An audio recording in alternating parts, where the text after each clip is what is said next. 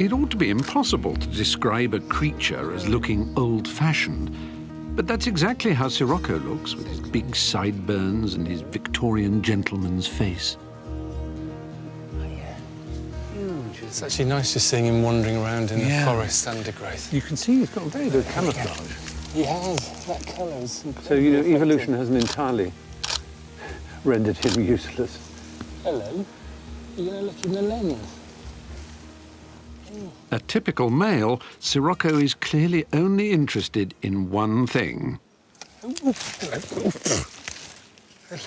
Oh, look at that. Ow. God, he's got sharp claws. He's getting a bit frisky. Ow. Ow.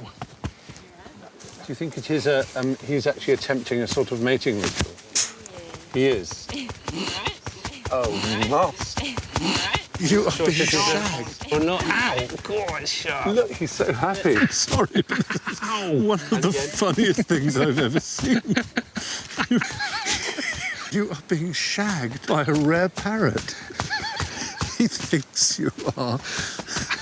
Ow! And he's really going for it. Wow, you've chosen him? Is it actually, you were in pain, aren't you? That's right. Oh, his neck is covered. Am I? He's fine, but it's really sharp. Did that claws. hurt? Yeah, it did. Yeah, you've got blood there and blood there and blood there. We should patch you up, to be honest, because it's not good. But Well, I want you to call the chick. When you have the chick, I want you to call it Stephen for me. Would you do that? I'm not sure how to take that. Egg will come out of your mouth.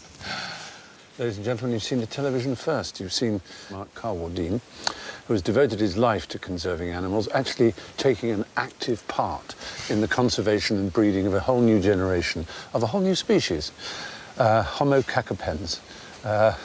He's going to give birth to a little kakapo. We're very proud of you. Do you want to have a go? I think I'll pass, actually.